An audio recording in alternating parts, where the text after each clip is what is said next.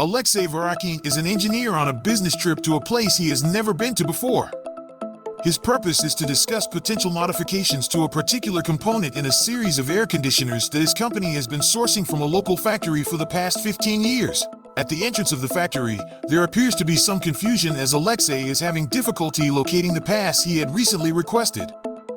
Furthermore, inside the premises, the manager's secretary carries out her duties in a state of complete nudity, yet it does not seem to be causing any concern amongst the staff. Additionally, it appears that the manager is unaware of the passing of the chief engineer several months ago.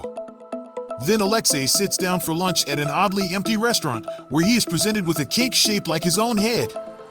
Alexey politely declines the offer.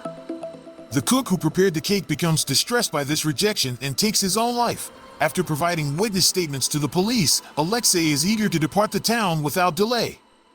However, upon reaching the train station ticket counter, he discovers that all tickets have already been sold.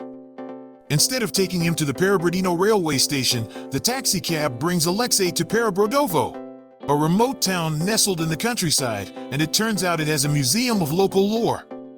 The museum caretaker shows Alexey an exhibition that combines different cultures and time periods, from Trojans and Romans to the esteemed Soviet leaders, featuring impressive artifacts. Alexey stops overnight at the local electrician's house, whose underage son Misha tells the guest that he will never leave this town.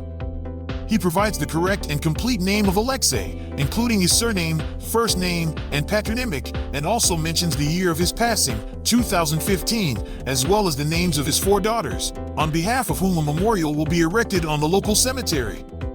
Anna, a local driver, appears, trying to take Alexey to Perabrodino station in her red Zhiguli car, where 2 Moscow trains stop.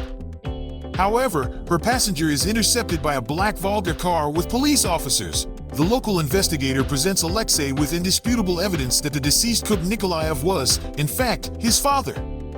The investigator reveals that Alexey has another name, Mahmud. The town's prosecutor, who harbors a hidden desire to commit a crime, discloses that the tragedy at the restaurant was not a suicide but a planned murder aimed at undermining the Soviet Union's statehood. Anna brings Alexey to the summer house of the poet Vasily Chuganov. Chuganov reveals to Alexey that the deceased cook Nikolaev used to be the first rock and roll dance performer in their town. This happened at a youth event in 1957. The person who used to criticize Nikolaev later became the prosecutor that Alexey had talked to before. Later that evening, Alexey attends the opening of the Nikolaev Rock and Roll Fans Club, where esteemed members of the town are also in attendance. At this momentous occasion, Chuganov declares it as yet another triumph for democracy. The prosecutor, whom Alexey had conversed with earlier, tries to shoot himself in front of everyone, but the gun fails to fire multiple times. In the late evening, several participants of the dance party, along with Alexey, decide to take a stroll under the night sky to admire the legendary 1,000-year-old oak tree. According to legend, the tree held immense significance in antiquity, for it bestowed incredible might upon those who dared sever its branches and claim its power as their own, thus ascending to positions of great authority. But now, the tree is dried up and dying. While the others gather branches as mementos of its former power, the prosecutor offers Alexey a chance to escape. He starts to quickly run, searching for a path in a dimly lit forest. As the sun starts to rise, he discovers a boat with no oars on a peaceful riverbank. Surrounded by the misty river, he decides to set off on a directionless journey, feeling helpless and uncertain about which way to go.